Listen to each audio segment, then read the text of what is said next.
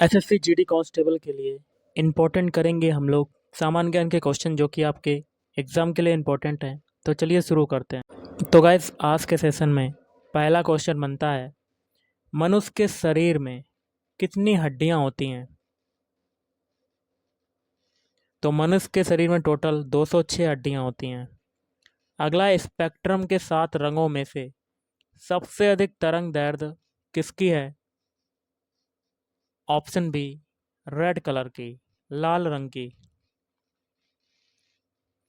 मांसपेशियों में किस द्रव के एकत्रित होने से थकावट आती है? तो ये हो जाएगा ऑप्शन ए, लैक्टिक अम्ल के एकत्रित होने से थकावट आती है।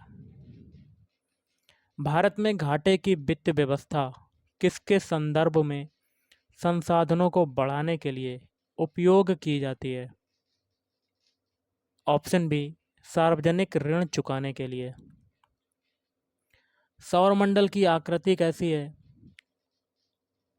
तो सौरमंडल की आकृति है अंडाकार। कौन सी धातु तरल अवस्था में पाई जाती है? ऑप्शन सी पारा, जिसका सिंबल होता है मरकरी जिसको कहते हैं, या Hg कह सकते हैं। प्रोड्यूसर गैस किस गैस का मिश्रण नहीं है? Option C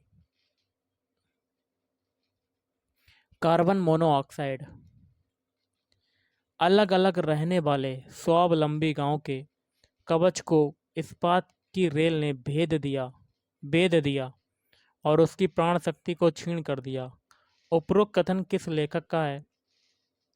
option B D.H. Buchanan. भारतीय अंतरिक्ष युग में कब शामिल हुआ? ऑप्शन सी वर्ष 1975 में। अगला देख लेते हैं, जीवन के लिए सबसे विषैली गैस कौन सी है? ऑप्शन ए कार्बन मोनोऑक्साइड। ओजोन परत कौन सी किरणों को अवशोषित कर लेती है? ऑप्शन डी पराबैंगनी किरणों को अवशोषित कर लेती है। लौह अयस्क प्रकृति में किस अवस्था में पाए जाते हैं? ऑप्शन ए ऑक्साइड के रूप में पाए जाते हैं। कौन सा पदार्थ पोषक नहीं है? ऑप्शन बी हार्मोन जो होता है वो पोषक नहीं होता है। समुद्र के पानी में सबसे अधिक लवण जो है वो कौन सा है? Option A sodium chloride NaCl। खाने वाले सोडे का रासायनिक नाम क्या है? Option B sodium bicarbonate. जब किसी झील की तली से उठकर वायु का बुलबुला ऊपरी सतह तक जाएगा तो उसका आकार क्या होगा? ऑप्शन ए उसका आकार जो होगा वो बढ़ेगा। आरंभिक वैदिक साहित्य में सर्वाधिक वर्णित नदी जो है वो कौन सी है? ऑप्शन ए सिंधु नदी। भारत में निम्नलिखित में से किसके योग से सुलभ मुद्रा बनती है? कूट के माध्यम से बताना है। पहला, दूसरा और चौथा। पहला क्या है?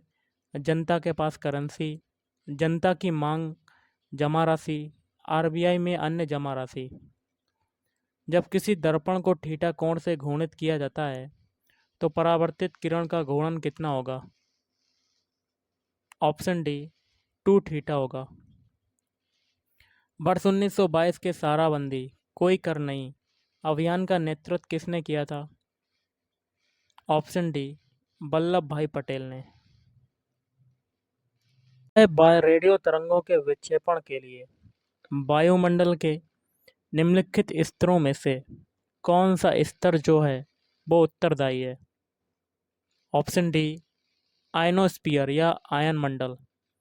भारत के निम्नलिखित क्षेत्रों में से कौन सा पारिस्थितिक उष्ण स्थल माना जाता है? ऑप्शन सी पश्चिमी घाट। वह भारत के लिए संविधान की रचना हेतु संविधान सभा का प्रचार निम्नलिखित में से सर्वप्रथम किसने प्रस्तुत किया था? तो ऑप्शन ए स्वराज पार्टी 1934। कुल आंतरिक परावर्तन होता है जब प्रकाश जाता है। तो ऑप्शन ए हीरे से कांच में जाता है। निम्नलिखित में से कौन गुप्त काल में अपनी आयु विज्ञान शिखर रचना के लिए जाना जाता है? Option D, Sushruta. अंडमान और निकोबार द्वीप समूह का सर्वोच्च शिखर कल्याण शिखर जो है ये कहाँ पर स्थित है? तो ऑप्शन ए, उत्तरी अंडमान। निम्नलिखित में से किस मूर्तिकला में सदैव हरित स्तरित चट्टान का प्रयोग माध्यम के रूप में होता था? तो भरहुत मूर्तिकला। मुगल चित्रकला किसके राज्यकाल में अपनी पराकाष्ठा पर पहुंची? तो ऑप्शन सी, जहांगीर। निम्नलिखित में से कौन सा तथ्य इलाहाबाद संधि से संबंधित नहीं है? तो ये हो जाएगा ऑप्शन डी। बाकी के तीन जो हैं वो सही हो जाएंगे, जिसमें पहला है इलाहाबाद कड़ा और उसके आसपास के इलाके मुगल बादशाह को दे दिए गए।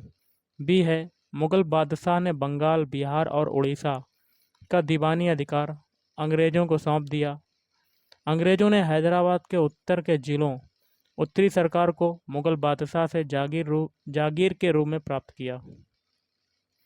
निम्नलिखित में से कौन सा प्राचीन भारत में शैव संप्रदाय था? तो ऑप्शन बी, मत्त मयूर। निम्नलिखित में से कौन दादा भाई नौरोजी के उत्सारण सिद्धांत में विश्वास नहीं करता था? तो इसका हो जाएगा option C, sir Syed Ahmad Khan. 1756 ईस्वी में बंगाल के नवाब ने किस स्थान को जीतने के पश्चात उसका नाम अलीनगर रख दिया था? तो ऑप्शन सी, कलकत्ता। नवंबर 1946 में बी आर अम्बेडकर संविधान सभा के लिए कहाँ से निर्वासित हुए थे? तो बंगाल। पिछले हैंडपंप से पानी पीने वाले लोगों को नीचे लिखे किन रोगों के होने की संभावना है छिछले हैंडपंप से?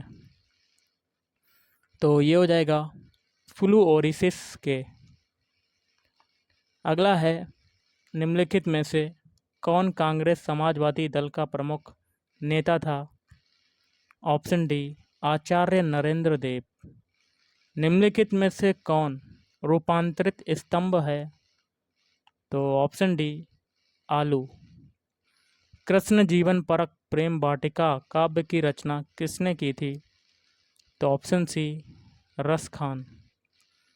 निम्नलिखित में से कौन सा 19वीं सदी के उत्तरार्ध में लिखा हुआ महत्वपूर्ण ऐतिहासिक उपन्यास है? तो ऑप्शन बी, दुर्गेश नंदिनी। निम्नलिखित में से कौन सा पौधों के लिए अनिवार्य सूक्ष्म पोषक नहीं है? तो ऑप्शन सी, सोडियम Na। स्वतंत्रता प्राप्ति के बाद किसने यह सुझाव दिया था कि भारतीय राष्ट्रीय कांग्रेस को समाप्त कर दिया जाए? तो ऑप्शन सी, महात्मा गांधी। अगला है महादेव गोविंद रानाडे ने कब भारतीय राष्ट्रीय सामाजिक सम्मेलन का गठन किया? तो ऑप्शन ए, 1883 ईस्वी में। ऑस्ट्रेलिया के प्रधानमंत्री बॉब हॉक की पहल पर एशिया प्रशांत आर्थिक सहयोग अपेक का गठन कब किया गया था? तो 1889 ईस्वी में। लोक सेवक दल की स्थापना का सुझाव किसने दिया था? ऑप्शन डी, महात्मा गांधी ने दिया था।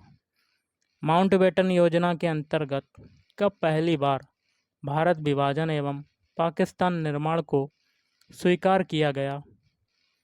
तो 3 जून 1947। सुमेलित करना है कोड के माध्यम से आपको बताना है। इसका हो जाएगा ऑप्शन ए।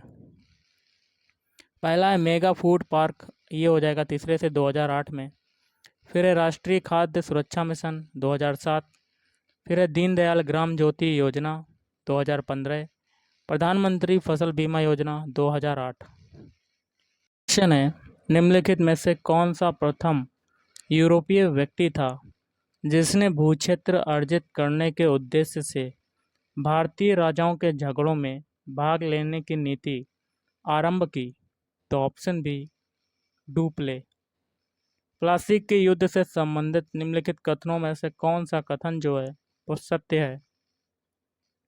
ऑप्शन बी पहला, दूसरा और चौथा। पहला क्या है? इस युद्ध में नवाब की ओर से मीर जाफर तथा राय दुर्लभ की सेनाओं ने भाग नहीं लिया। दूसरा है, नवाब की ओर से मोहनलाल व मीर मर्दान के अधीनता वाली एक छोटी सेना ने ही युद्ध में भाग लिया। और चौथा है, इस युद्ध में नवाब के 500 लोग मारे गए। The anarchical and revolutionary crime act 1919 को सामान्य बोलचाल में क्या कहा जाता था? तो रॉलेट एक्ट। निम्न में से कौन सी घटना बंगाल की द्वितीय क्रांति के नाम से जानी जाती है? तो 1760 ईस्वी में मीर कासिम का नवाब बनना।